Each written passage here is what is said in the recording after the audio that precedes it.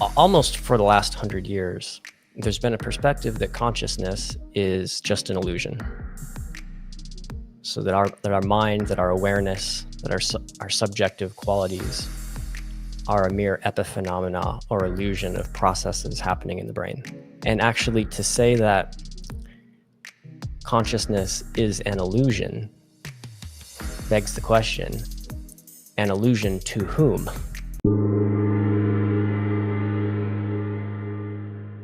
Ancient wisdom teaching, from the perspective of where I come from, sort of integrates in indigenous practices that give the seeker a fundamental understanding of who they are through a very more embodied state that comes from their own consistent practices of cultivation. I'm fascinated by your interpretation or deeper understanding of how plasma plays into that from a higher level of acquisition within a physics framework, because we refer to that and use that within our ancient cultivational practices. How does that play in your own research and understanding? I've never been asked that question. What are the kind of connections between wisdom traditions and what we're learning about plasma? Yeah, I'll go ahead. Yeah. Yeah. Well, I can maybe riff on that and we'll see where we Yeah. go. Yeah, absolutely. So plasma is really interesting stuff. Plasma is a state of matter. So solid, liquid, gas, and plasma, right? So matter can be in these different states. So you pump enough energy into something and you get a plasma. Most of the universe is matter in a plasma state. Right? The sun is plasma. Plasma, as we're finding, can be programmed. So plasma can be coaxed into different forms, into different shapes, the expression of which are different colors. And it's programmed through things like frequency and energy and resonance and these types of things.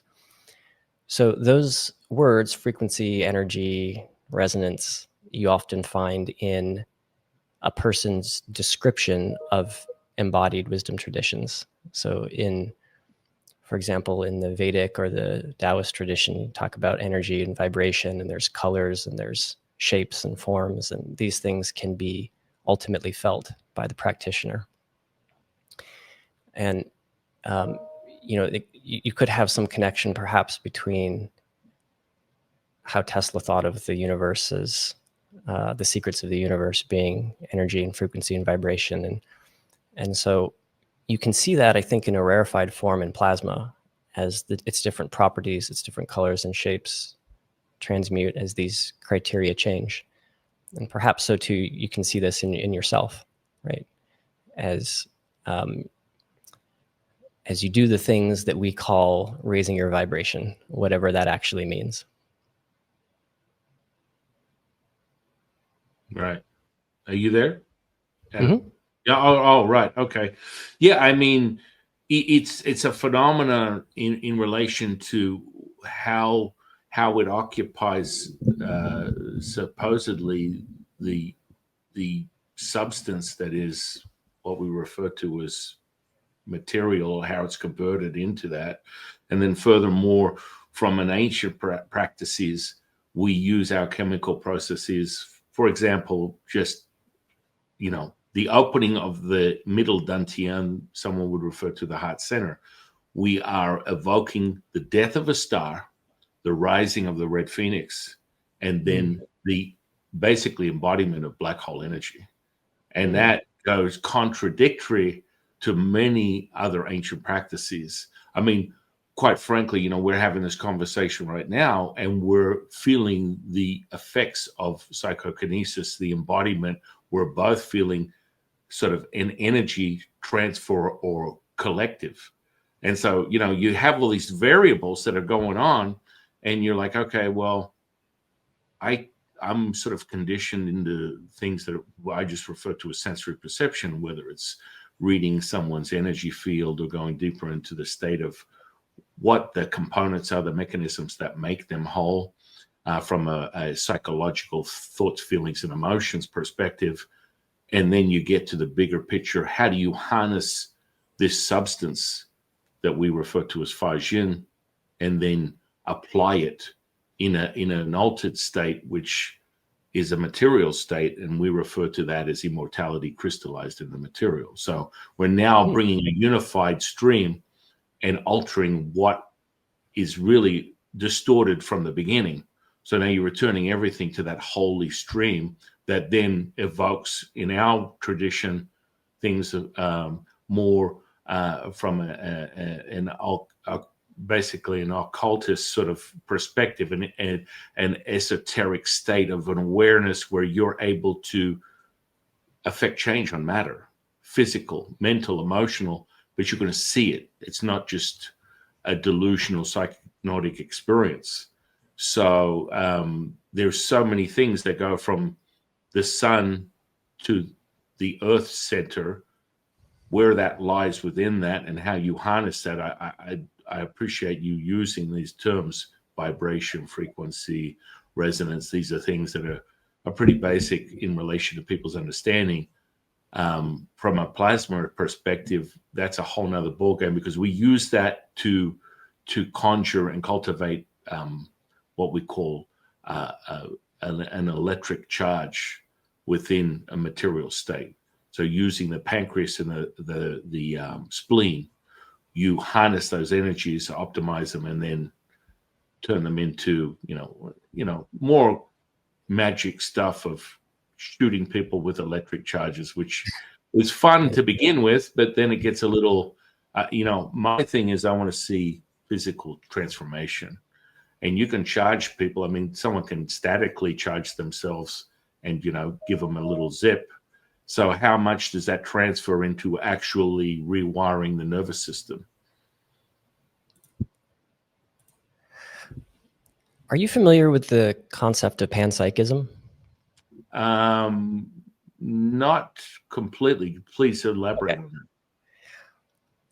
So this is far out speculation, but I'll try to connect it to what you just said, which is really interesting. Okay.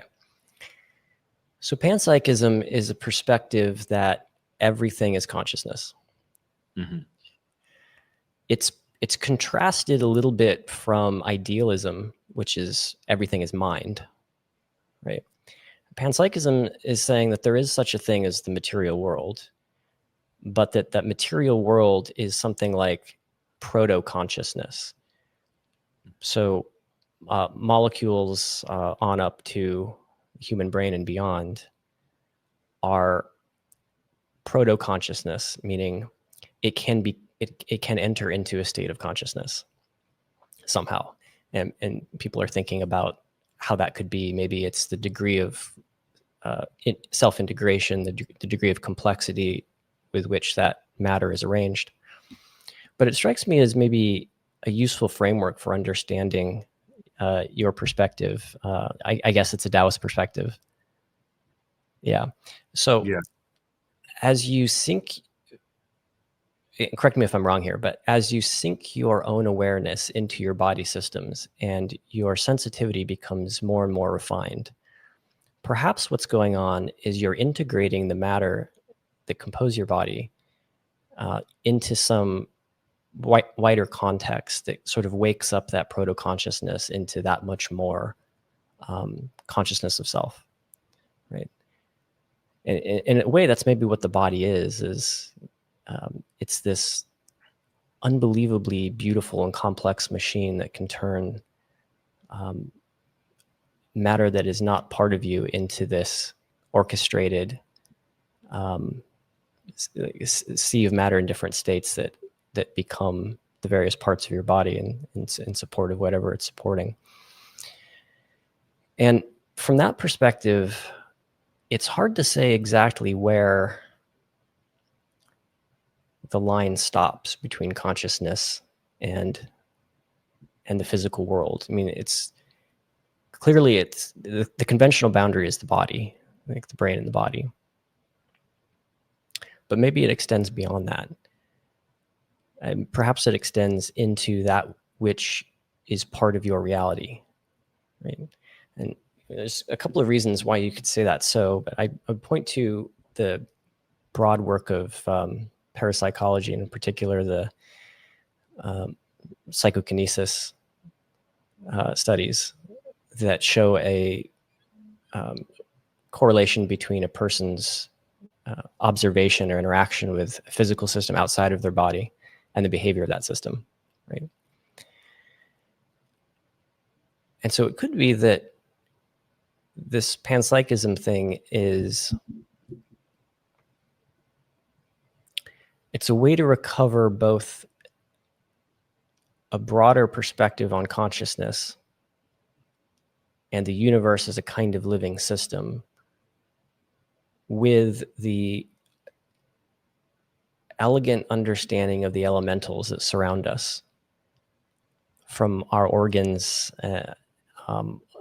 to the earth, to the sun, and to the dynamics like between all of them.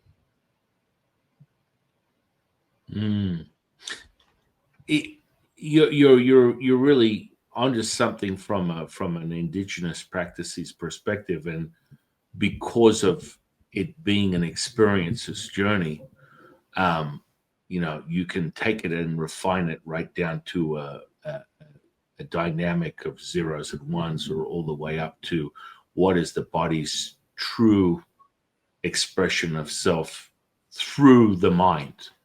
What are we capable of? How do we harness the 50 trillion, electric potential cells that are emanating individually this possibility, but collectively you become a tuning fork, an amplifier of that.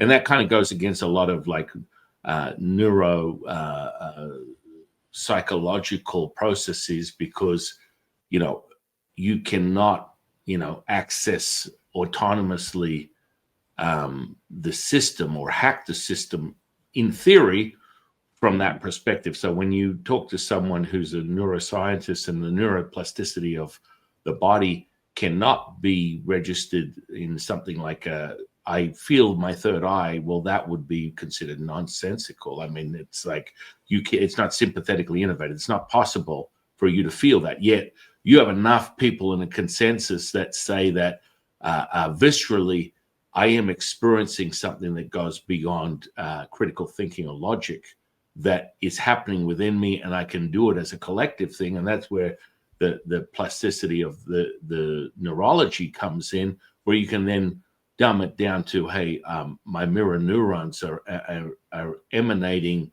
a frequency that is being picked up by the surroundings, that then might go into a more of an idea of maybe this is a collective thing that's taking place. And then you get a group of people that are experiencing the same thing or similar to, and now you have, potential in relation to where does that lie? Is it repeatable?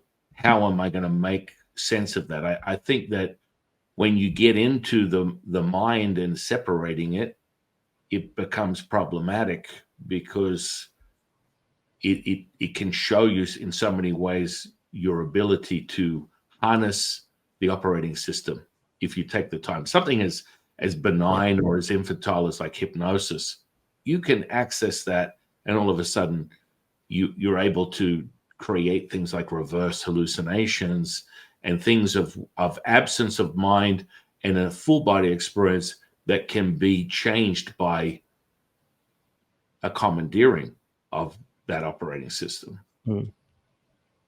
Maybe one way to rephrase what you're saying is that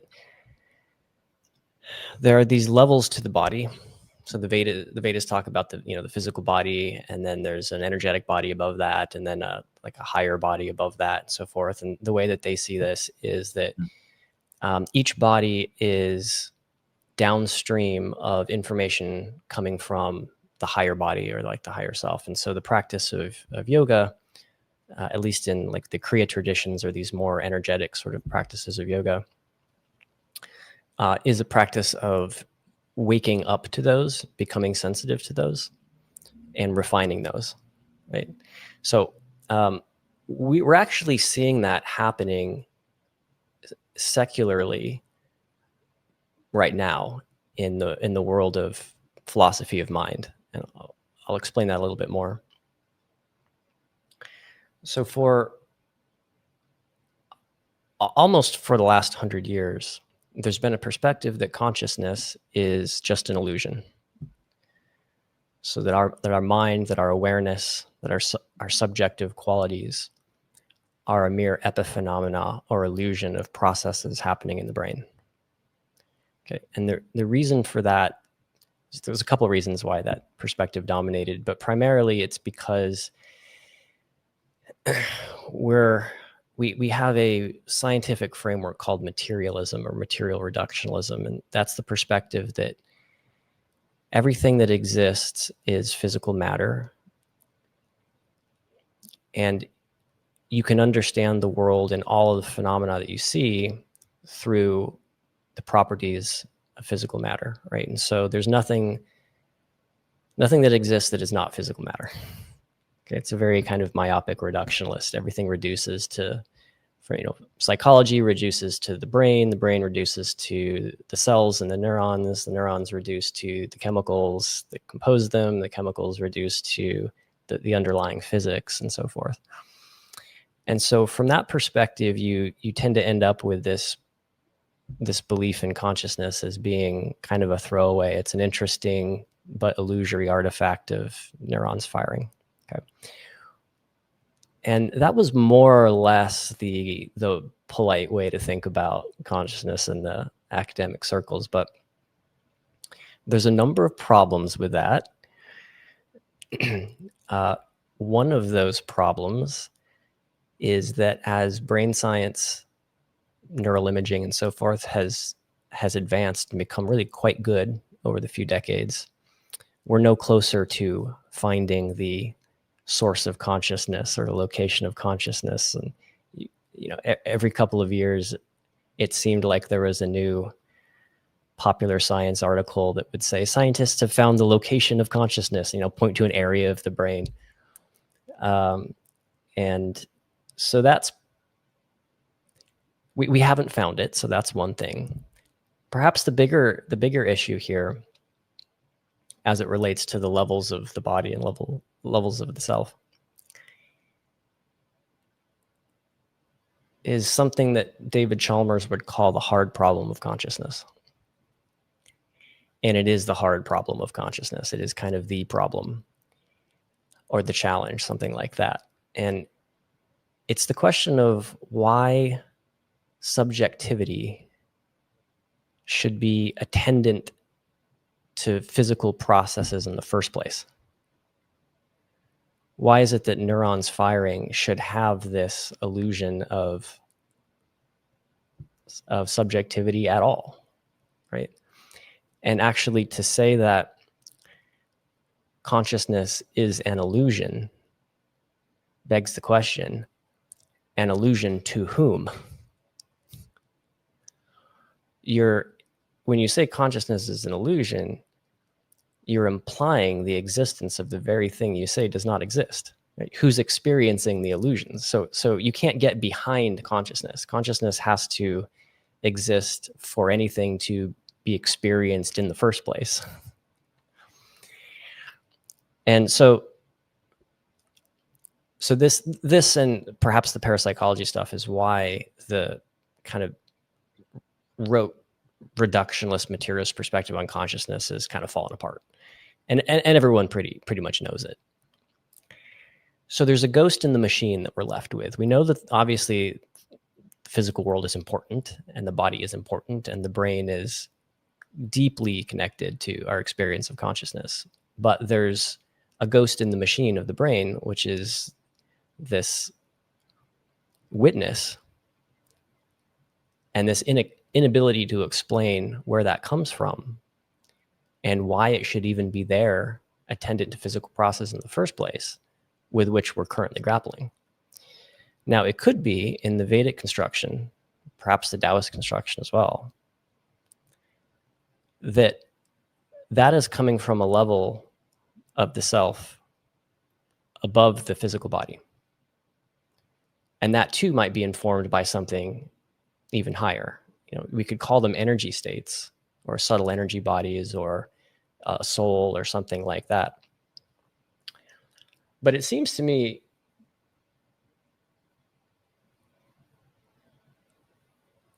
without any ability to go into the mechanics of this, because who knows, it seems to me that nature kind of works that way, where there are systems within systems. In our own bodies, we have our gut flora, right? This biome, and it's composed of individual bacteria, and not human cells, but individual bacteria, billions of them. And if you were to somehow interview one of those and say, what do you think you are and what you live in? And they probably give you an answer, anything but the reality, which is that there's billions of them all coordinating to help some other larger system, the human in which they live, to operate and to digest food and feel good. And so there's these systems within systems, and we have only the ability to look at our level or lower objectively, right? And it's very difficult for us. I wouldn't say we don't have the ability, but it's very difficult for us to glimpse our own role in these higher order systems. So it seems to me that something like that construction of the Russian doll's perspective of the self is probably a good framework, and probably true if it is consistent with other things that we see in nature. It's I mean, if we summarize metaphysics of the Tao, or metaphysics of Tao, if we go that deep in an ancient practices, it's simplified down to the void is the mother, the animation to everything. She animates consciousness. Consciousness animates the spirit. Spirit animates energy. Energy animates the material world, which is just another distortion of energy, which correlates and basically is what you said in a nutshell with the Russian doll application. Because I mean, that to me, simplistic evidence is always shown for something as, when I teach people what we call Shen Gong, which is what most people will refer to is an OBE, rest in peace, Bob Monroe, for coining that effect. But I mean, astral projection, it's spirit projection. It's a different variable of the same thing. And that's where most people get caught up in, I left my body. It's like you have your training wheels, you're riding your bike, and at first glance, it's I need evidence. That's part of what we refer to lucidity. And so that evidence comes from something that is so vivid, so enriched, so real that you can reach out and touch it, yet it would be equivalent to a dreamlike state that you're accessing now. And that refers to how we refer to it as first person, third person, no person. And that's where you're really starting to get evidence through your own lucid dreaming or brainwave states. And me and my own research, as limited as has been, I would measure my brainwaves when witnessing what is equivalent to a supernatural, paranormal, or miracle. And I always hold a consistent brainwave of 40 hertz and above. And that, could be equivalent to 100, 200, 400 hertz. And that to me makes sense, because you're the convergence of intellect and intuitive states summarized as complete dominion imperium of the brain, and having access to an operating system that would be, in all intents and purposes, an autonomous one that you can't play with. Now we have a brainwave that correlates with this experience. Have you studied that? I'm interested very much in your research in the microtubules that you have talked about. I know that you mentioned that. Please elaborate on that. You mentioned 40 hertz and above, which is gamma. Mm-hmm. Let me riff on that a little bit, and then we'll go into Yeah. microtubules. I don't want to throw neuroscience or physical science under the bus too much. Really good work that has been done, and we should understand that it's still a process, right? It's a process that's unfolding. And for example, the notion that the brain could exceed frequencies of 40 hertz is relatively new. It's it's like 20 years, maybe 25 years. And for two reasons. One is the EEG equipment that measures the electrical activity in the brain. Its upper limit in most systems was around 40 hertz, was around 30, 40 hertz, maybe 60 tops because of the. And so we were unable to see beyond that spectrum. And two, they didn't think that neurons could fire that fast.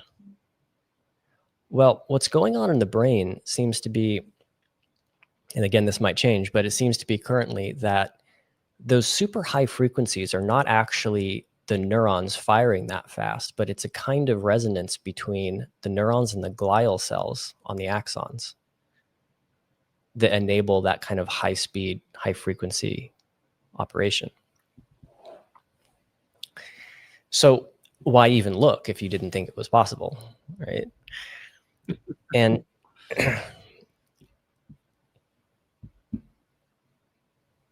so I've done a lot of work with looking at my own brain and its own patterns. And I've done a lot of work with neurofeedback, which is putting the EEG on your scalp and getting various types of feedback about what it's doing. So that feedback could be sound, it could be images on a screen, it could be a vibrating pillow. And an incredible thing happens when the brain gets direct feedback on what it's doing. And that incredible thing is that it can change, right? It can change in all kinds of rapid and interesting ways. And you can also unlock parts of your brain that have been relatively dormant. And by dormant, I mean it doesn't have quite the range of electrical frequencies that the rest of your brain does, or attendant blood flow or anything like that. I had an interesting 2-week experience once about 20 years ago at a Kriya Yoga center that had a gentleman that was providing neurofeedback. And his, most neurofeedback is given for various pathologies. So it's like fixing attention or, ADHD and addiction, these types of things. But there's a whole possible, it's coming now, but there's a use case for optimizing the way that the brain works. And there's a use case even for providing people with a taste of the spiritual dimensions of the higher levels of the brain, of the higher levels of consciousness. What he called neurotheology, which is like such a good name. And in his career, he and his colleagues were these guys that were putting EEGs on monks, on people that have attained levels of classic spiritual enlightenment. And there's a couple of things that were common to them that they found. One was exactly what you said, which is gamma, 40 hertz and above. So in those individuals, particularly in meditative states, they would register these high frequencies. Gamma is like a binding frequency. It's sort of a conductor in the orchestra of your brain. Gamma is something that is on and off. If you're stuck in gamma, you can induce psychosis. So maybe I'm crazy. No, I'm just kidding. Well, there's always this thin line, right, between these altered states and something like schizophrenia. And one way to see that is probably in any type of gamma pathology. I'm not an expert in this stuff, but I'm just repeating what I've come to understand. I just thought that was interesting. So very high frequencies in the brain. Gamma is a binding frequency, which the way he put it is there's moments where all of the hemispheres of the brain are operating as one in that moment of gamma. And that tends to be correlated with those breakthrough insights, the creative inspiration, the breakthrough idea, the solution to the problem, right? I suspect, although I don't know, that it's probably correlated to psi functioning, ESP and telepathy and PK. There's more to that, but we can come back to that. But I suspect that might be part of it. And then the second thing that was a pattern found in the brains of these special beings, these enlightened people, is an active frontal lobe. So this part, right? Humans are unique to our animal friends in that we actually have this lobe, this prefrontal cortex, but it's not on, if you will, meaning the brains of most humans are operating in a reversed pattern where the back part of the brain is much more active relative to the frontal lobe. Okay. So the frontal lobe is the seat of real rational thought. It's the place from which seeing things, it's a place that's associated with seeing things clearly, unencumbered by your belief systems, unencumbered by the illusions and the misperceptions that we accumulate through life. Right? The back part of the brain, generally here, is associated with memories. So scripts. This is who I am. This is the story of me. This is what I believe. And this area being active in most people is probably why we all have this rumination, this voice that's just replaying these conversations, replaying these scenarios, that incessant voice, And so these enlightened people have that situation reversed, where the frontal lobe is awake and the back part of the brain is relatively quiet, which is to say that they are very present. And their consciousness, their mind is clear. This is, I think in Zen, it's called diamond consciousness, or Christ consciousness in other traditions. There's many names for it. I'm sure you have one as well. We refer to it as the Wu Ji. The Wu Ji. Primordial mother. It's complete dominion, imperium. You would call it the void. Absolute. It's an absolute. And it is part of the diamond of perfection. Interesting. Okay. So many more connections that need to be made between brain states and spiritual teachings. They're saying the same thing. That's the point, is they're saying the same thing. And these traditions attempted to give people a roadmap to get there, in the absence of being able to see what's going on under the hood with an EEG, right?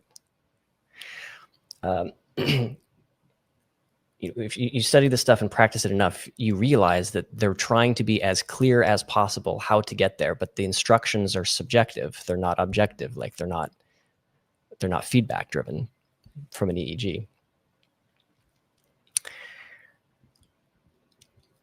And so I don't want to throw neuroscience under the bus too much, as I mentioned, because it's in a process of unfolding, right? So,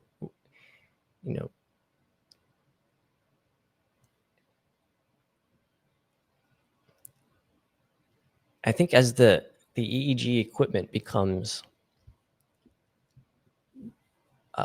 cheaper and more broadly capable, it's still not quite there. You know, we have the Muse and we have Focus Band and these types of things, but they're designed to be easily used by people, and to really accurately get into these states, you still kind of need a proper system. And also, this stuff is not a toy. You can make your brain do stuff that's bad. So you need an experienced professional there to help guide you through these things, just as you need a guru or a teacher to keep you on the path and not have you spin out into something that's not productive. So anyway, I had a 2-week-long experience doing this neurofeedback stuff, where the first part of the week was waking up parts of my brain that were relatively imbalanced. And by that, I mean, there are areas that are, like, for example, there'd be a part of the left brain that is, more in beta relative to the part of the right brain, and different lobes that might be showing, according to the experience of the technician, patterns that are not, that need to be released somehow. And a funny thing happens when you actually begin to wake these up, is that you start to remember things from long, long ago. And often they're difficult memories. They're emotionally charged. You might call them traumas that perhaps lead to the closing off of these parts of our brains. So the whole healing thing that people are doing, that's totally real. Like, you've got to sit with your traumas and confront it, for that part of you to reintegrate and to wake up again. And the second part of the week was experiencing gamma and experiencing this frontal lobe stuff that we're talking about. I guess the Wuji. Wuji, yeah. Wuji. Good name. So the first time that I experienced this high gamma, it was, man, it's hard to describe, but it felt like being a total wizard in the world. It's like I was, me, the witness, the eternal consciousness part of me, was capable of using my mind as a tool. Like, I really had a grasp on it, and I could put it on different things, and it worked really well, rather than basically experiencing, like a day-to-day world, or normally you're just kind of experiencing these panoply of thoughts occurring to you. It gives it sort of makes your mind a tool that you can allocate to whatever you want, which is a cool thing. And the frontal lobe stuff was similar, but with a quality of the ruminating voice dwindling for the most part, and real presence, that real crystalline consciousness being, I guess, the dominant state.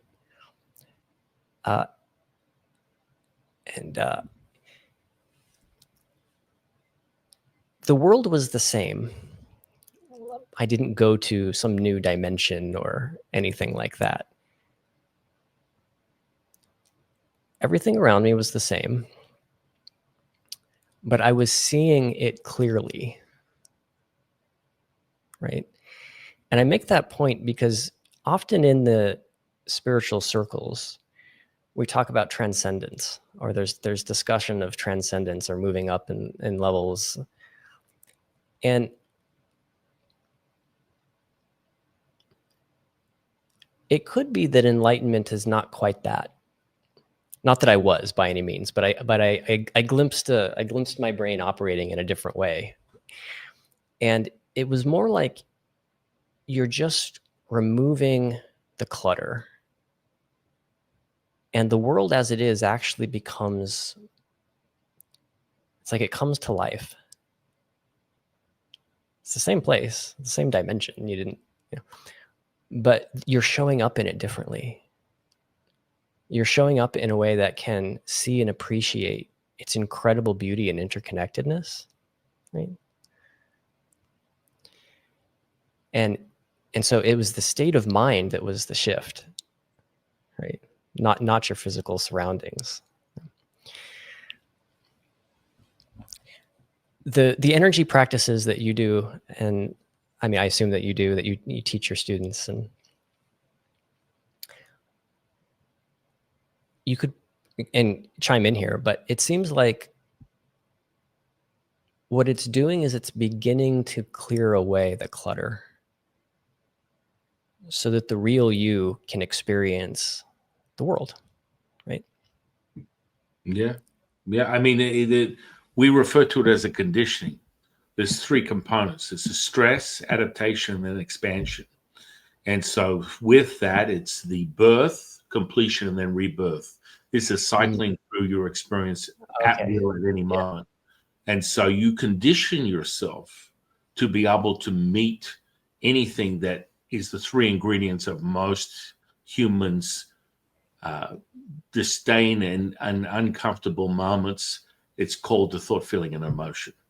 And so when you start to condition yourself, you will transmute at any moment those three ingredients at will, and then recycle them back to a wholeness. And so you're never really subject to the human condition. The Sherlock to your Watson is the deduction and application through the labyrinth of the finite mind to come out the other end as human beingness, which means that you're all things and nothing at the same time. And that's a paradox. Most people their head explodes at that point. But through an alchemical conditioning, we refer to that as a repeatability, where it's an experiential moment that can be validated by the journey seeker as a recipient, an initiatory moment, and it keeps being built on. And most of the spiritual practices, people bypass the fundamentals, which is conditioning the physical body as your avatar, as a sinking point for spirit consciousness, as people would refer to it. So when they don't condition the body, you see the fundamental deconstruction of that.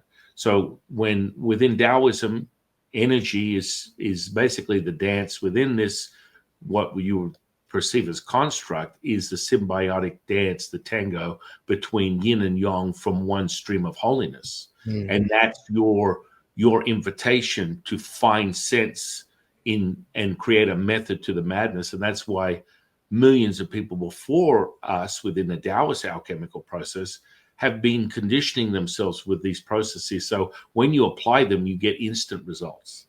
And they're like, oh, hang on, wow, this is unbelievable. Harnessing energy, being able to transmute it at will. And the fundamental big aha moment is when you can alter that material and see things that would be a phenomenon and a one-off. Miracles, physical healings, mental, emotional. And I've seen it all. In over 30 years of teaching people this stuff, I've seen stuff that would technically, you might be a little bit younger. Have you heard of Miami Vice from the 80s? You ever heard of that show? Yes. Yeah. So Crockett and Tubbs would refer to this as 3 cents short of $1, or maybe you left your groceries at the meat market. You are not cooked. You are not whole. And so this is where the psychosis comes in, right? It is. Yeah. It's an issue. It's a real issue, because they're not met with an attunement. Because as it stands, fundamentally, the currency of this experience is energy potential. And then you must meet that. And once you start acquiring, when we refer to Shen Gong, your attention and intention meet as one, like a Shazam, and then you evoke the spirit body within a material state. Then you have dominion. And so that can only be met with a conscious, repeatable experience, or it's a fleeting psychosis that will go down a tunnel where there's no end. 30 years ago, I fundamentally find this interesting because 30 years ago, having walked a monastic path ordained in 2 lineages of Taoism, we have great sense and value in the rich rituals that are so ancient in our path. So one of them, as a Taoist priest, I would perform exorcisms. That was quite common. 30 years ago, someone would come to me with a psychotic break, being diagnosed as completely batshit crazy, and then I would help them condition themselves out of that state through these ancient practices and have dominion over the operating system again. Now, these days, someone wakes up and they go, I'm channeling the Palladians, open up a YouTube channel and get 100,000 followers. It's a different new world order. But with that, I absolutely 1,000,000% will guarantee that person will end up on my doorstep, because within yin is the absorption of all colors, yang is the emission of all colors. Your mission, if you choose to accept it, Ethan Hunt, is to find the center point, walk through it, and recognize that you have access to everything and nothing at the same time. That goes past dualism, non-dualistic, centric, non-centric processes. But in essence, that's part of like the astral projection, the out-of-body experience. Most people are living a subjective simulated version of that. When they get a taste of what they call the astral plane, they're mimicking someone else's experience. And then if they don't receive it, then they feel like they've fundamentally failed, but they don't recognize that you are a product of your environment. And so enough people that want to give you the consensus that you leave here, there's 12 dimensions, you get a soul contract, you have all these things that are going on. People are going to keep conditioning themselves that way, and they will find a very similar formula. Is it right or wrong? That's not really for me to decide. It's up for the experiencer. Yet this is the fascination that human beings have. They want to know that they're more than the flesh and blood that looks back at them in the mirror as identity. And so when you condition yourself, you will see evidence. I've seen everything from gangrenous flesh turn back to pink in color, bones fuse, gaseous seal, tumors disappear, all in the category of batshit crazy. But I live it, I do it. I perform the probability of what Tom Campbell would consider as his theory of everything as a probability. Mm-hmm. And once you put your attention intention, it bears fruit. But you must condition yourself. You must be able to hold the charge, because all that other stuff is nonsensical. And most people, they wake up, they're psychic, they're a medium, they're channelers. Now, the very deep nature of Taoism is you are a channel. And that channeling is very much an important process for the dialogue to the monologue, for you to take from the idea of communicating with something outside of thyself as a form of information, validating it through experience, and then the monologue is a stream of holiness. That is, you are one with all Akashic records, source, psychic abilities, Buddha, Tao, God. It all comes back to bearing the fruit. I'm a Pepsi challenge guy from the 80s. I'll take the Pepsi challenge with anyone on this stuff. You got to show me. It's kind of like, it's like all of it's all talking head stuff until you can show me, as you refer to, a psi ability that makes it possible. For me, I get the midnight phone call, grandma's in a coma, she's going to die. And through that attention, intention, I've done it so many hundreds of times where grandma wakes up out of a coma.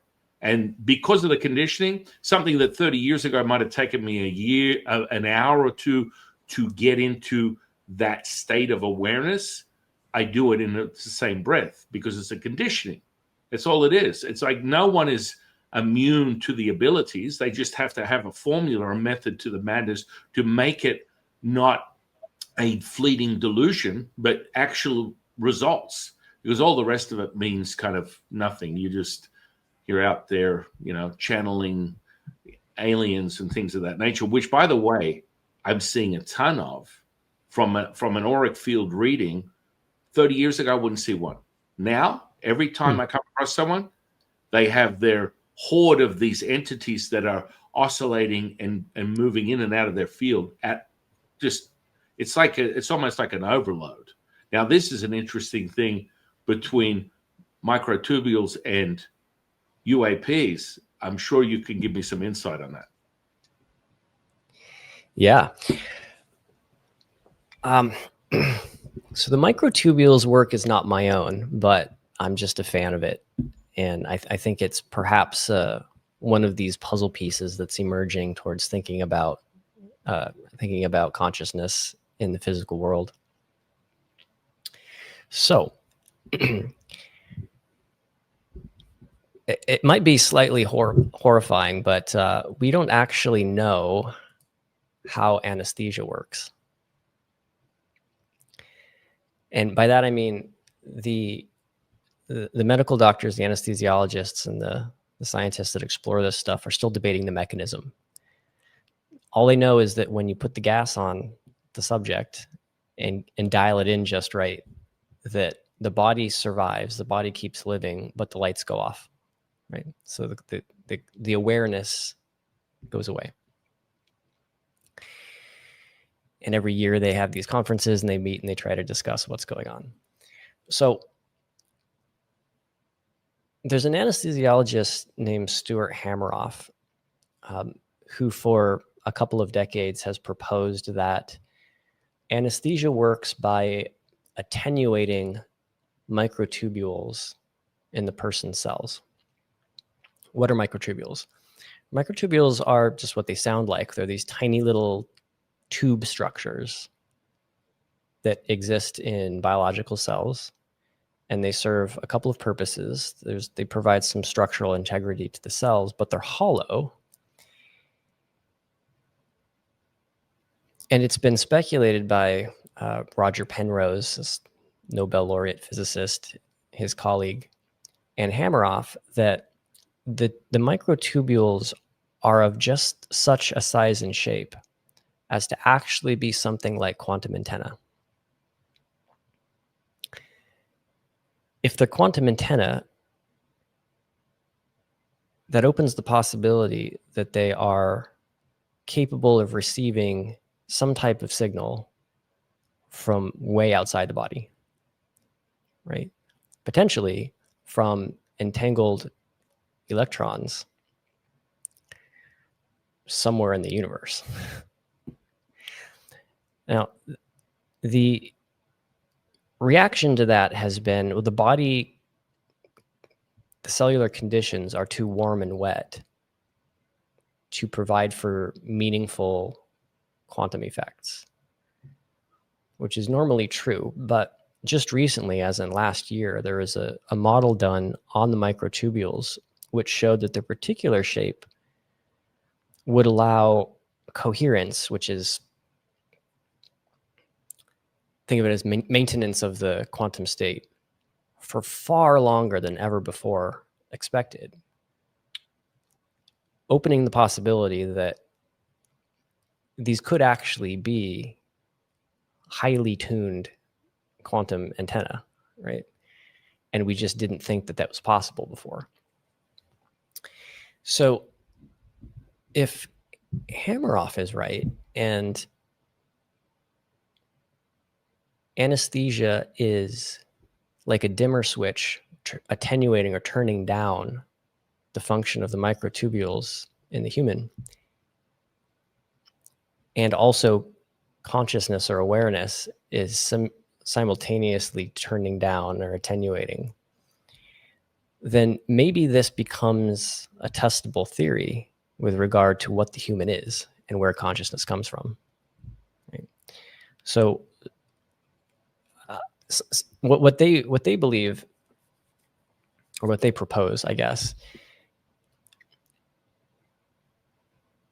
is that the trillions of collapse of quantum states via the microtubules inside the brain, inside the cells of the brain, gives rise to a moment of consciousness. So it's that resolution of the probabilities in that moment that produces what we call consciousness. Now, there's more to understand there, but that's the idea. And I'm fond of this perspective for a number of reasons. One is that it's falsifiable. I mean, it's a predictive theory, right? And there's very few of these out there provided by serious people. Two, it's at least opening, it at least provides a framework for understanding a mechanism by which things like psi could exist. Things like telepathy and ESP and PK. There's still way more to learn. But if we are these type of quantum antenna that can operate across time and space, then at least we know that quantum biology might provide some answers. It might recover some of the yet explained but very well documented psi phenomena. And I guess third, perhaps along the lines of what we're talking about, is I like this idea that the resolution of micro probabilities gives rise to something kind of magical, which is consciousness. Because it does seem that that is sort of the way that the world works. You know, you were just talking about how there are these myriad dualities that exist in our world, and these can be resolved in various ways. And its resolution is somehow like, it seems, well, you know, you could think of maybe the yin and the yang as potential states of a quantum particle, right? It's sort of both. And the totality of these is it's this probability state, and it's kind of its resolution into a particular form is this like really interesting kind of metaphysical property of the universe. And perhaps that's going on in our bodies as well. So there's all these kinds of interesting parallels that you can draw from the notion that there's a resolution of probabilities happening inside that gives rise to consciousness. And so I'm fond of that. I'm fond of that theory for that reason. It's you mentioned anesthesia. It's an interesting thing. So whenever I do feats of boggling of the mind, say something as transitory as taking a skewer and running it through my forearm, pulling it out with no blood entry or exit wound, I am just attuning to that anesthesia potential, and I'm basically whitewashing that flesh. Now, I can do that in a very infantile way by just hypnotizing someone to obtain that level of resonance, and they'll be able to perform it themselves. Yet it's just an attunement. I mean, it just refined wise, it comes back to the potential. I don't know how far or how deep you've gone into hypnosis, but I mean, it has a dirty reference, but in that actuality, it's a state of awareness. So when I could walk up to someone, erase their name, and I turn into Justin Bieber, it's a happy day. And that's me attuning to a resonance. I hold that because I'm very familiar with conditioning myself. And so when that person meets that resonance, before an introduction, they're already seeing the side effects, the raising of the blood, flushing in the chest area, their eyes become glazy, because you're moving into a band of resonance from a transmission perspective. So, what's that phenomena? That would be like, being in a group setting where that from a neuroplasticity perspective, the evidence would claim that, mirror neurons is how you collectively attune groups, large groups, to experience the same thing at the same time. I'm just watering it down to something that could be digested from the mind of a layman, but yet it it's absolutely part of the conditioning process. So I find that phenomenon is not a phenomenon at all. You can literally tune into that, and you're using exogenous sort of examples where people are pumping in some synthetic version of that to acquire the same result of the dimming of, you know, chaos from a beta brainwave to complete control over the body from a different level of awareness. And to me, it's the same type of thing, but people dismiss something as trivial as a hypnotic trance. And I like to teach people that from the beginning, because they're always being commandeered and manipulated through the linguistics to enter into those states and manipulate how they perceive things. Because if that's possible, then what isn't possible? Well, that to me is like, you know, kindergarten lessons 101. You need to understand conscious and unconscious process fundamentally from a hypnagogic state that can be rationalized through levels like the Russian doll perspective that you were talking about, where you adopt this ability through these processes where you can literally get into a trance that is happening all the time, in my opinion, for everybody. And, you know, when I witness the miracles that I mentioned earlier, I refer to that. It's like a tunnel vision is acquired, where you zoom into that and things become pliable. Visually, with my eyes open, I see auric fields and all the rest of it. And people freak out because I'll give them a psychic reading. I read the energy from the earth all the way up. Most people bow out at the second energy center, which someone will refer to as the second chakra, because when I start describing their sexual behavior, they freak out.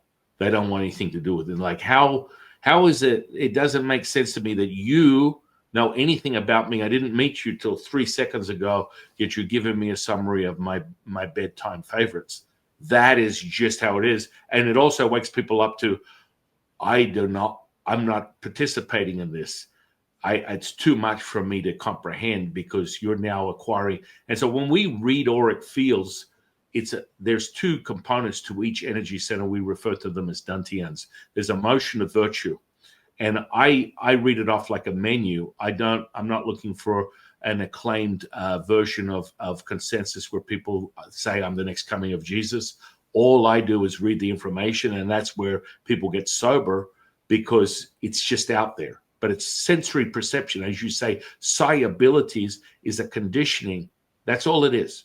You must condition yourself to be able to get greater awareness and ability to tap into that. So the distortion comes where everything wiggles. Now, most psychonauts will describe their fundamental experience, whether it's an exogenous, DMT or ayahuasca or whatever they're using to obtain this level of awareness. I conduct that ability through chemically producing it through the energy within the physical body, and it warps and wobbles, and it will eventually just contort itself back to a whole form. What do I attribute that to? If you've ever bent metal, that's exactly the same as melding flesh. It's no different. But you have to recognize there's levels of degrees of graduation where, you know, you feel the tactile effect of the metal against the flesh. You put your intention to a focal point, and you start to feel that pliability come into place. It's a holding of a resonance that what we do is pulp. We pump the great bellows, which is a lower dantian, and start to circulate higher degrees of energy, a concentration of yin and yang, and it will come through the system and out through the hands, and that's slowing it down. Now, when you're doing it and it's instantaneous, you're not thinking about the breakdown of these alchemical processes because you've already conditioned yourself to it. It's now. And it doesn't require any participation of your own in relation to identity. I've never witnessed any of this stuff where I'm going, this is San Qing. I need to call in my angels, and I can just sit here and I need to rock, and I need to condition myself, call in the possibilities, and maybe I need a prayer. It's happening right now. It's battle tested. It ain't. We're not playing around with incense and fairies and all that kind of good stuff. It's a system, and that's where people get, well, what does that mean? I'm like, there's no moral compass in the universe, my dear friends. People tend to get distorted with that, and they want it to be the image of Buddha. These are all different subjective iterations of self. It all comes down to the wet ass hour of that moment, and that's the only time it's going to be actualized. I mean, I think you're familiar. I was just listening to a conversation. Have you heard of a guy by the name of Dean Radin? Yes. Yeah. So he was talking just recently. He's like, I did this once where I had the spoon and I wasn't even focused on it.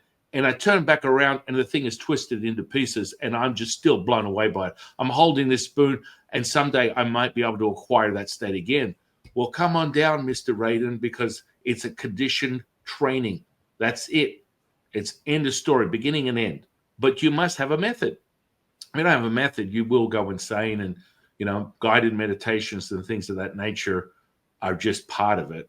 And cultivating it is this energy system that you tap into works independently of your mind. It's literally, how do I use the analogy? You drive your car down the street, the engine's on, you leave the engine on, you stop, you leave the engine on, you get out of your car and you walk away. That's how your system works. And it will work independently of your finite mind. It will be on all the time. And you just get used to it, tapping into it. It's not some phenomenon. It's a part of who you are. But that requires another commitment. It doesn't, sometimes people will acquire this state of awareness through the conditioning process I teach almost instantaneously, because I say it's possible. And then they get the idea that it's possible. And then all of a sudden it's possible. I mean, that again may not be quantified or qualified by science, but it's an event that takes place with people, and it's more watered down to a neurological potential. That's how I clarified and justify it to someone that goes, how did I do that? Well, let's start with something simple as this. I've given you an opportunity to open up this awareness by telling you that it's possible, and then you've accepted it. And that's where, do you hold on? That's the part where most people don't hold on. It's too much pressure to come up against that type of power, and they want to fall away. They don't have the fortitude. They don't have the actual consistency that's necessary. And maybe I had a background in powerlifting and bodybuilding before I actualized myself when I was 17 or 18. So I was used to walking into the fire and pressure and density and power that you harness at one point. And that's part of conditioning the body that people will dismiss when they're looking for their I am Brahman, cosmic consciousness type of processes. Yeah. They refuse to understand that you can't hold this node of information and energy without something that can anchor it. And again, that can be anecdotal for most, but when you show conditioning alchemical processes, it goes beyond delusion, and now people are like living it and breathing it and emanating it as whole. Super fascinating. I really appreciate you showing your perspectives on it. You mentioned it might not be validated in the lab. Actually, I think it is. In laboratory psi research, and certainly anecdotally,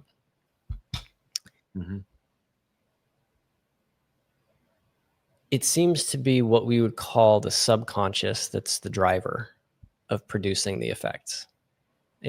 And by that, I mean, I don't want to say unconscious. I'm kind of saying the same thing, but the level of your awareness that's below your conscious mind. I think maybe subconscious is a good word for it, because you're talking about how a human body has all of this intelligence and energy always operating inside of it, right? And the conscious mind is just not aware of it unless you are led to become aware of it or cultivate energy practices or something like that.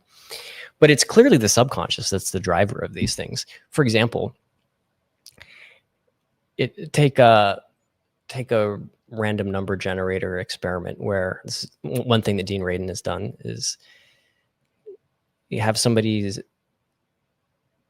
apply their attention or intention onto a random number generator to try to make the machine produce more ones or zeros.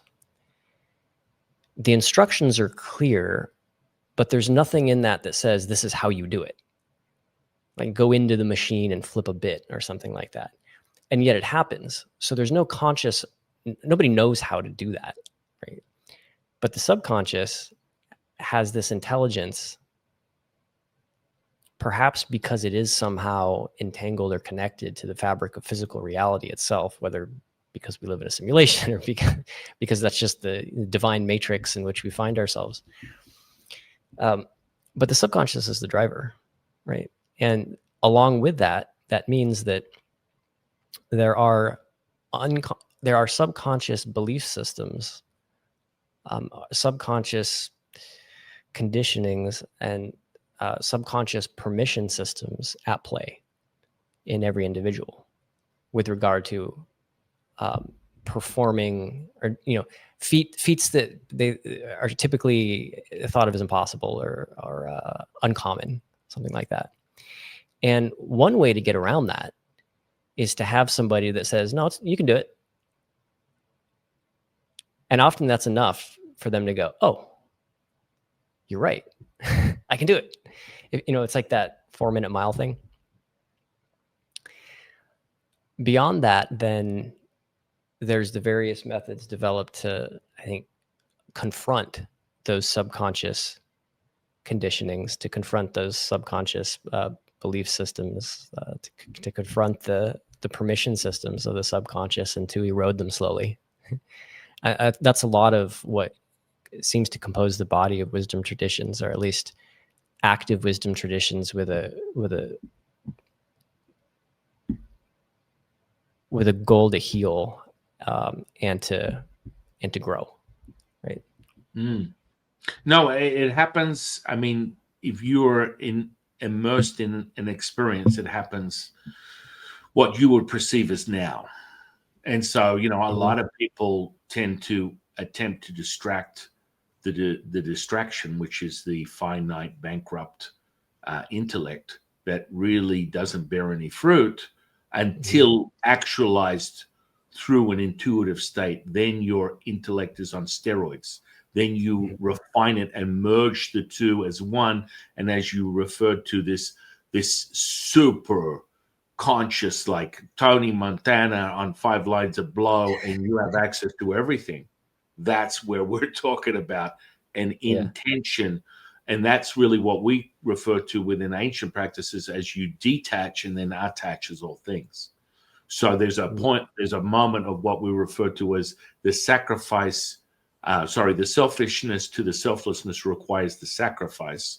And from that, all things dissolve, and your acquisition of the operating system is now where you're pulling on the tapestry of reality through these alchemical processes, where when you think it's actualized. Like when someone goes, oh, grandma's in a coma, I don't care what grandma's name is. I couldn't care less, because I am the operating system. I am the animation. When I think it becomes actualized. It becomes now. It's not like a. And so, I get a lot of my kids trained in this type of stuff. What's an example of an everyday? I got 6 kids of my own, so they run around, they bump their head, they eat dirt, they do crazy things, and they're coming up with all these basically bruises, bumps, swellings. They will literally put their attention in tension, and you'll witness it with your eye. Something that would be a contusion, a swelling in the side of the head. You bash yourself into a wall. That might take a day or two to subside. They will shrink it down. It's through a process I teach them, and it will dissolve between your very eyes while you're watching it. And it's like, hang on, that's not possible. Well, some people might water it down to, maybe it's just a hypnotic trance and you're reversing it in that sense. Hey, let's start with that. If you want to get a taste, let's use that as a possibility, a probability. But when you do it at will, and what we use is the breath, we use the breath to actualize that. That's where everything becomes really tangible, because you're pulling from the tapestry, and you feel the effects as like you're an amber of a cigarette. And the bellows effect is you illuminate more and more, you respirate more and more, you start breathing beyond the body, and you're breathing from what someone would refer to as consciousness or outside of the physical body. It's now a beyond. So it's like holding breath is when you accumulate. This is what we call absorbing the riches. That, I mean, there are no limits. I mean, I have personally held my breath for 18 minutes and I'm not brain dead. And it's like, well, I'd like to see that. Hey, maybe that will come up in the course of an event. Most of my students out of the box can be upward of 4 or 5 minutes, no problems. And that's with a physical movement of blood flow minus breath. But there's a conditioning process that comes into it where they hit the ground running. And, 4 or 5 minutes is an average clip that you should be able to obtain quite easily when doing the conditioning. And then you apply it physically. You're moving the body without any sort of external advantages of breathing itself. Again, another phenomenon, I find that, measuring this stuff in itself is always the test of the cynical finite mind, is when you measure it. It's like, I need to see evidence. Okay, let's show you, but I'm not in the my business is about helping.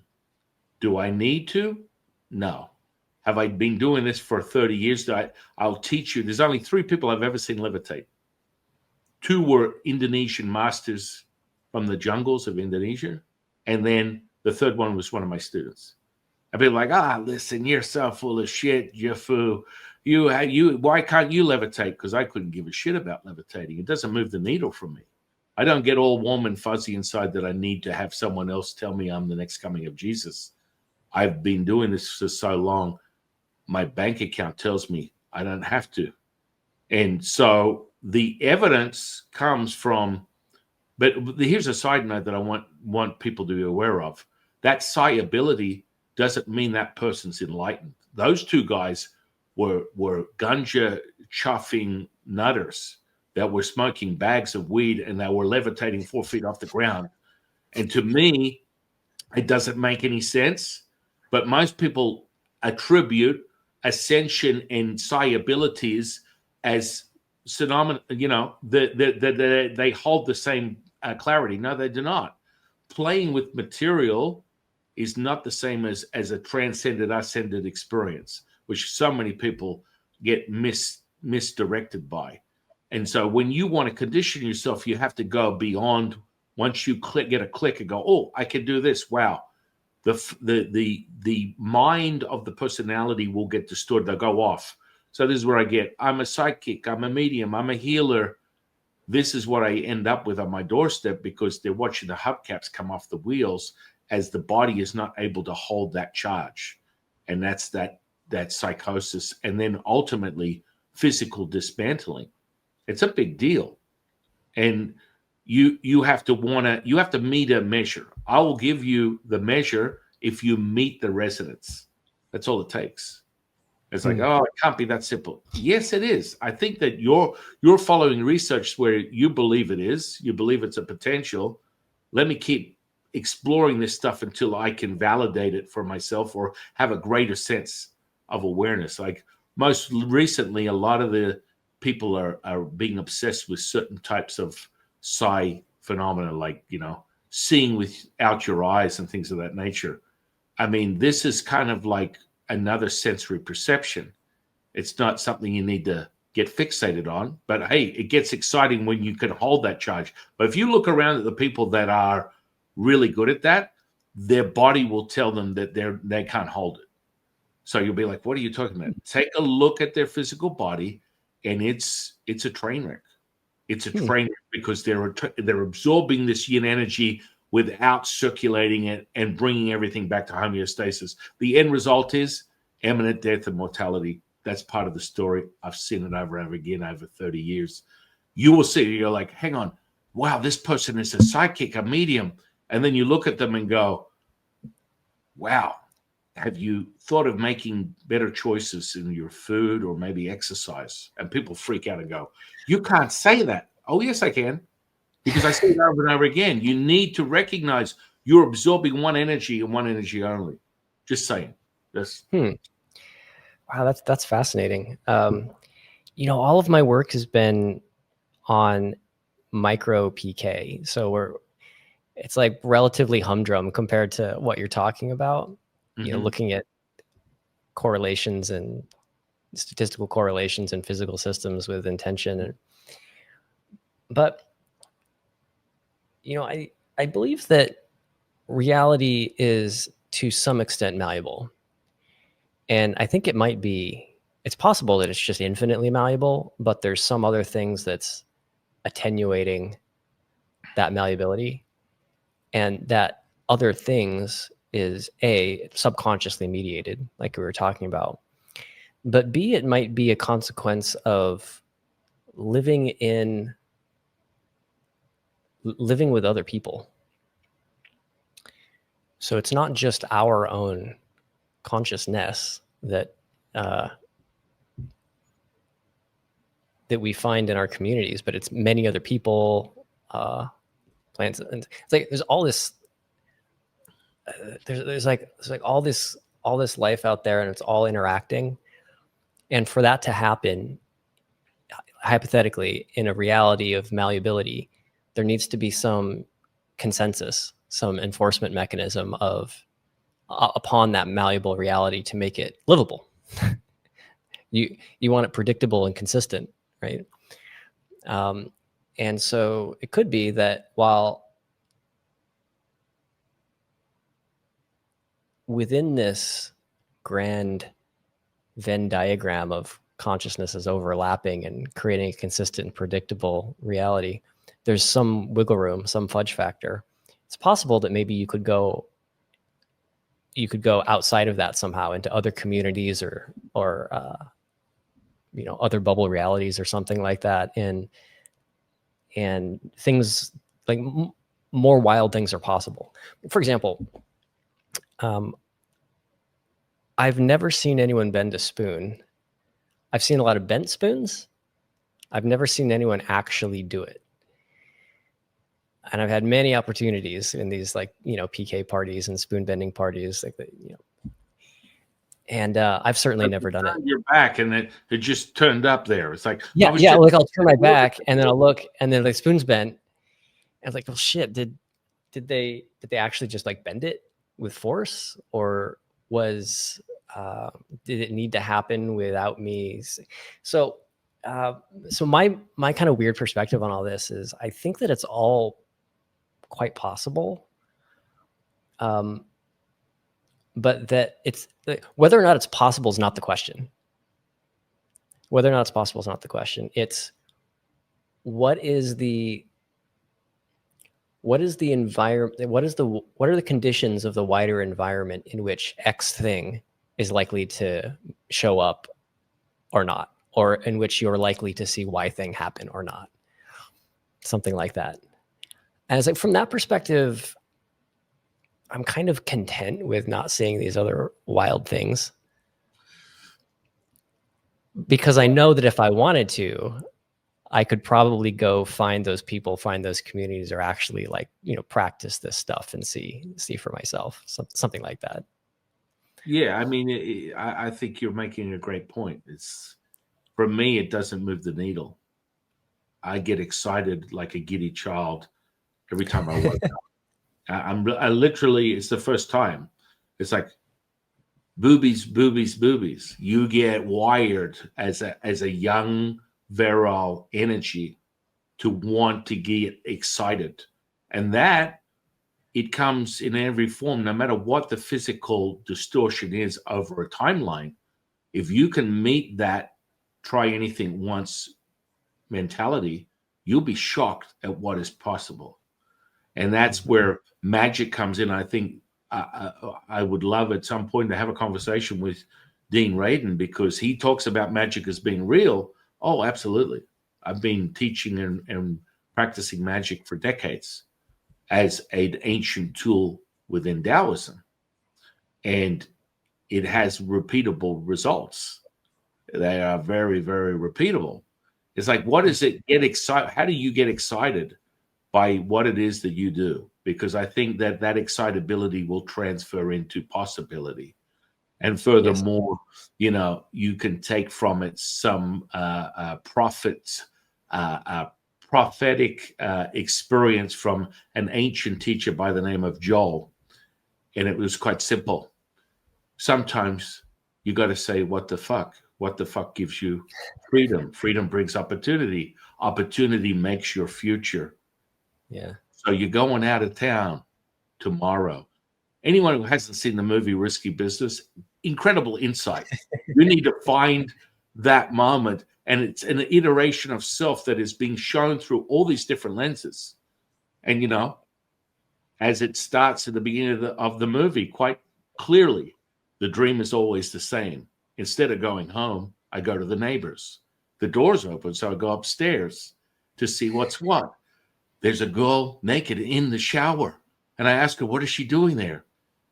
And she asked me, do you want to wash my back? Well, this changes your probabilities. People don't understand that the simplicity of some of this stuff will keep showing its sign through you.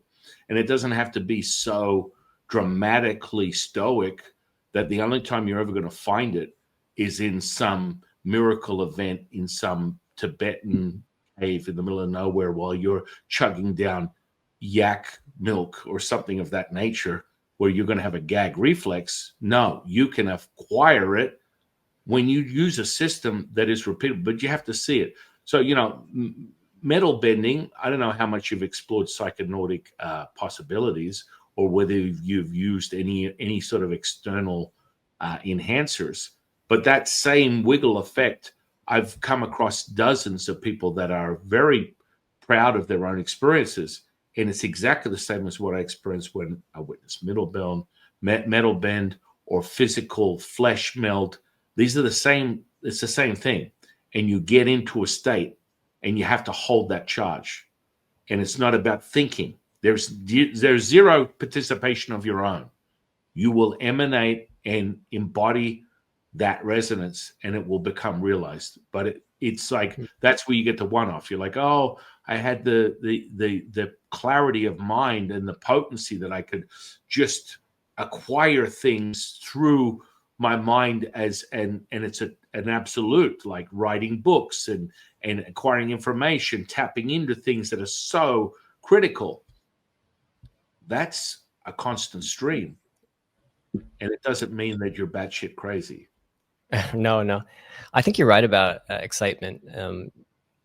Anecdotally, one of the things that you see very clearly in micro PK experiments is it will work if someone's excited. When are they most excited? The first time they try something, right? Just like anything else, the first few times you try something, you get this beginner's luck effect. It's also true in side effects. Maybe as a closing thought, Tim Ferriss has this bit about happiness, which I think is really wise. And he says that everyone's pursuing happiness, and he advises people not to. The reason is that we have an unhealthy relationship to the idea of happiness. A, we seek for it exogenously, but B, we are seeking permanent happiness, which is the unhealthy part. And that is not real. It's not real. Instead, what he advocates is following excitement, right? And I think that's wise for a number of reasons. One is we have a healthy relationship to excitement. We know that it's impermanent because we know that we're excited about something for a while until we're not anymore, right? But two, I think that what he's pointing at is what you're saying, which is the magic happens when you stay excited and when you allow yourself to follow what excites you, right? And synchronistically things unfold, and you actually can marshal the energy to engage yourself in things that excite you. Oh, 100%. That's what we refer to as entering and emanating, embodying the Wu Ji. The side effect is serendipitous, synchronistic moments we refer to as Wu Wei, effortless action, effortless effort. More coined by someone back in the 70s by the name of Bruce Lee. The flow, my friend. Be in the flow.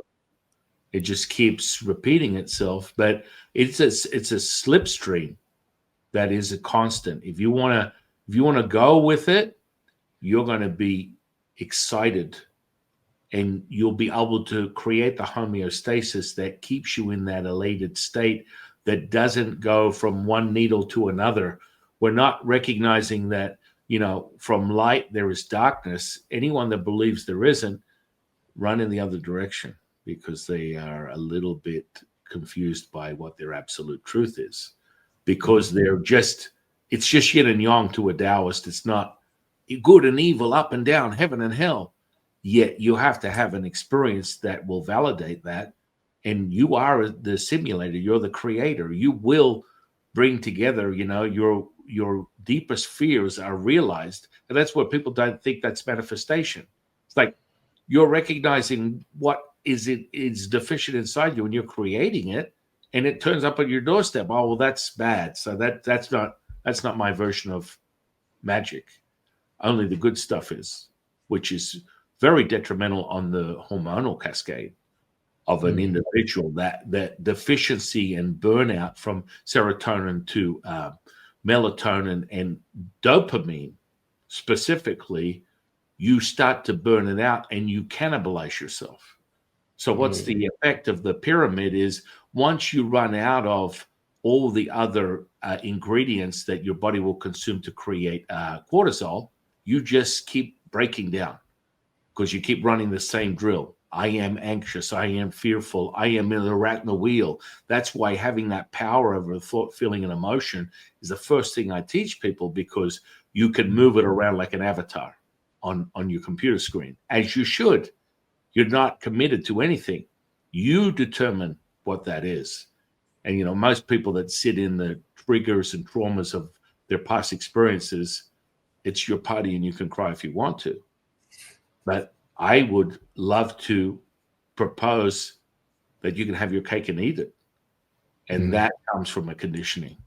And I think this has been a fantastic conversation, my friend. I'm really grateful that you've taken the time. My pleasure. It's always fun to come from two different sides of something and define the synergies. I really respect the depth of understanding with which you clearly have in all these things. I can appreciate a good integrated framework. Yeah. I mean, it all comes down to the proof is in your pudding, and whatever that meets the day, the carpe diem of that moment. What is that? It's a Latin psychonautic experience, maybe. I don't know. It always comes back to your truth is the only truth you need to be concerned with, which then ponders all the psychologists and therapists out there going, no, you can't. Well, your absolute is your absolute. Oh, no, you can't do that. That could potentially lead someone down a. Well, let's see the evidence of what their experience is that determines that. But I think the internet is layered with, I woke up and the aliens are coming and there's transfer and there's this and that. And I see green people, blue people, angels talking to me. Either we have an epidemic of mental health issues or something's going on. I don't know. It's one or the other. I don't know. Or is it one or the other? We're not sure about that. Again, thank you, my friend, for coming on to the podcast. I'm going to put all your social sphere and interweb under this video. And I would love at some point have another conversation if you're ever up to it. We'll come back around on more details of the UAPs, which seems to be a big thing for you. I mean, the two are going together these days, the consciousness research and the UAP stuff. So I'll do what I can to help out, I guess. I love it. In closing, where can people find you and your research? Even though I'm putting it under here, you can say it out loud. Yeah. I mean, just entangled.org. This is basically it's a mobile app that allows people to participate in formal and informal consciousness research experiments. That's awesome. I love that. Everyone go out and use themselves as the tuning fork of your own experience. What's some of the exercises? What are some of the Yeah. Well, in particular, we're looking at subconscious predictions.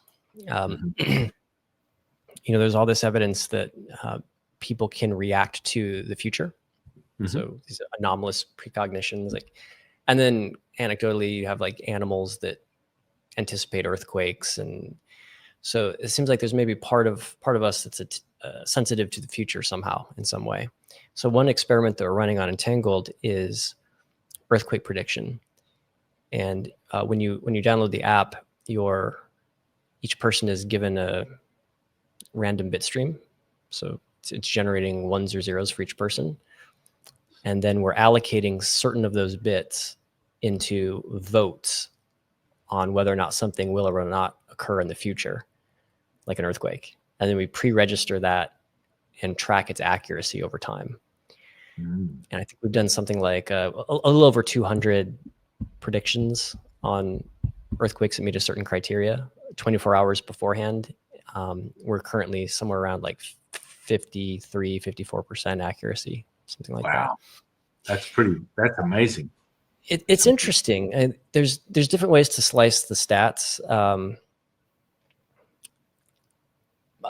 But I'll just say that it's interesting. It's an interesting effect for now. And so the app will also give you alerts on any interesting trends that might be happening in your data. So similar to the Global Consciousness Project, but where each individual is a node on the network.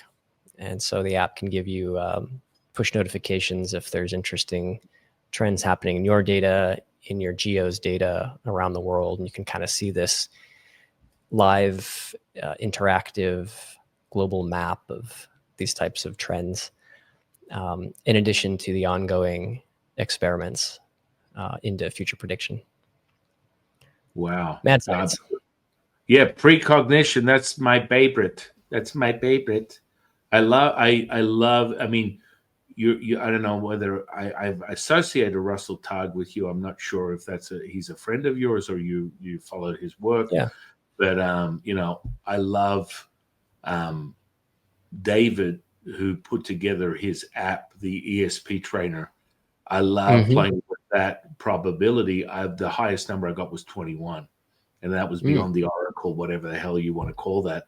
And quite frankly, the only time I ever miss is, like everyone, when you get the information and you cycle it through, you must amplify what is the correct answer through that conditioning. We call that ideomotor or ideograms. You're creating that from a simplistic perspective. I get audio from my teachers, so I must be crazy. And they just tell me which one to pick. And the highest number I ever got was 21. Was the only reason that I didn't get the complete was because I didn't listen. It's like, no. I see it, but no, it's got to be that. And that precognitive experiment is really effective. You're probably familiar with Gail Hayson, or no? Doesn't ring a bell.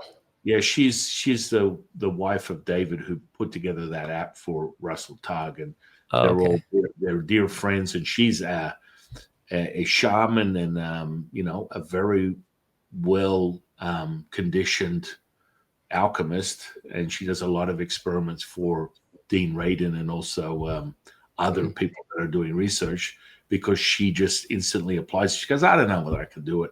I'm like, Gail, look, boom, and bang, she starts like telekinesis and other things. It's just instantaneous. So it's a lot of fun when you see this stuff. Again, thank you, my dear friend. I really appreciate you taking the time. This, I think, is a phenomenal conversation. It's going to have a great deal of add a lot of help and understanding for people that are looking for more insight. So, my pleasure. Thank you. I want to thank the universe for bringing you into my life. I want to thank the audience for sharing their time with us today. I am your humble servant and seafood Taoist Master San Qing, and I'll see you in the next one, guys.